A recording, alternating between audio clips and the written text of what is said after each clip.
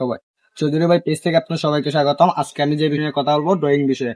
অনেক মিস্ত্রি আছেন আপনারা বিল্ডিং এর শুরু থেকে শেষ পর্যন্ত টোটাল কাজ নিজের মতো করে করতে পারেন, কিন্তু ড্রয়িং এর বেলা আসলে আপনারা আর আগাতে পারেন না বা ড্রয়িং এর কাজগুলো সঠিকভাবে করতে পারেন না, বা অনেকেই আছেন যে ড্রয়িং এর কাজ বুঝেন না। এটা হওয়াই স্বাভাবিক, কারণ আমাদের দেশে যারা লেখাপড়া একটু কম করে তারা এই কাজ রাজমিস্ত্রি ডিপার্টমেন্টে আসে।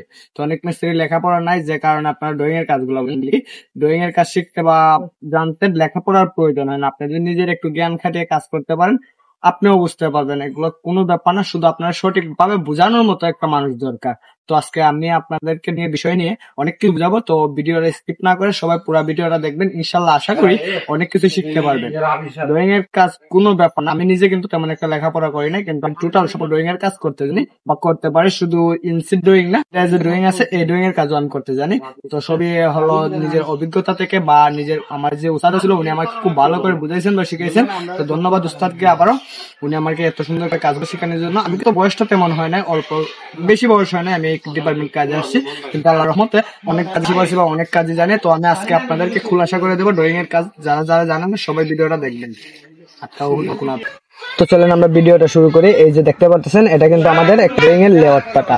এই যে পাতাটা হলো, এটা হলো লেআউটের যে পৃষ্ঠাটা, এই পৃষ্ঠা থেকে আমাদের বিল্ডিং এর লেআউট নেওয়া হবে। তো আমাদের বিল্ডিংটা টোটাল কত ইঞ্চি আছে সবকিছু আমি আপনার এই ভিডিওতে বলতেছি। এই যে এটা কিন্তু আমাদের বিল্ডিং এর সামান। আমাদের সামন সাইডে 1 2 3 4 5টা কলম পড়ছে, কিন্তু পিছন সাইডে 1 2 3 4টা কলম পড়ছে। টোটাল আমাদের এই বিল্ডিং এর কলম আছে 14টা। তো আমি আপনাদেরকে বলি, আপনারা বিল্ডিং এর লেআউট নেওয়ার সময় সর্বপ্রথম লেআউটের পাতা লেখা আছে, এখানে দেখবেন যে পাতার লেআউট আছে, দেখবেন লেআউটের প্ল্যান, এই যে লেআউট প্ল্যান। তো আপনারা এটা দেখতে বুঝতে পারবেন। অনেকে লেখাপড়া জানেন না যারা, আপনাদের জন্য সুবিধা, এই যে দাগগুলো আছে বা এগুলো দেখে আপনারা বুঝতে পারবেন যে এটা লেআউটের একটা পৃষ্ঠা। তো শুরু করি।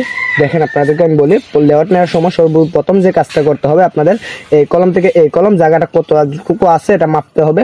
তো অনেক ইঞ্জিনিয়ারে টোটাল জায়গাটা কত ইঞ্চি আছে বা কত ফুট আছে লেখা দিয়ে দেয়, কিন্তু আমাদের ইঞ্জিনিয়ার এখানে দেয় নাই সম্ভবত, যে কারণে আমরা যে প্রত্যেকটা জায়গায় যোগ করে বাইর করতে হবে। মনে করেন এখানে আছে 11 ফিট, এখানে আছে 4 ফুট, আছে 9 ফুট, এখানে 4 ফুট। তো আমাদের 11 আর 4 হইতেছে 15, 15 আর 9 হইতে 24, 24 আর 4 হইতেছে 28।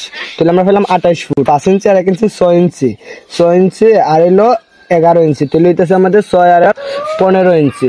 তাহলে আমরা এদিকে পাইছিলাম 28 ফুট, আর এদিকে পাইতেছি কত ফুট, 1 ফুট 3 ইঞ্চি, তাহলে 29 ফুট 3 ইঞ্চি।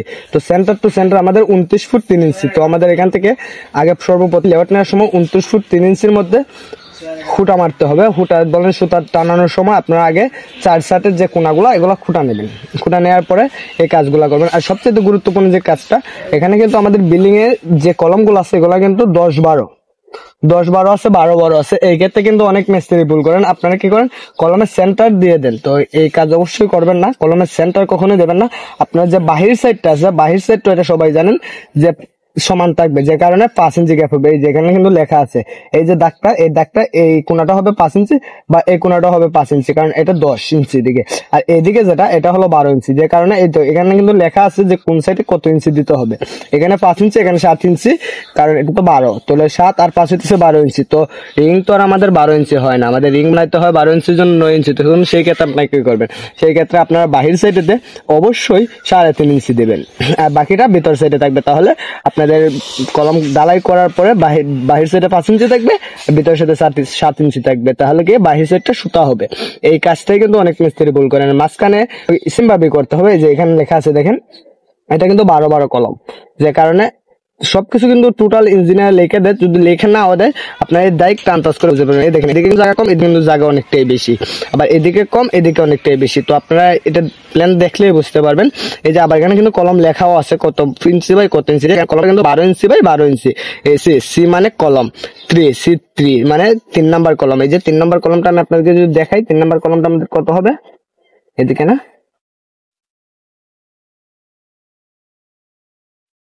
এদিকে না, আমি দেখাই দিচ্ছি আপনাদের আমার 3 নাম্বার কলমটা।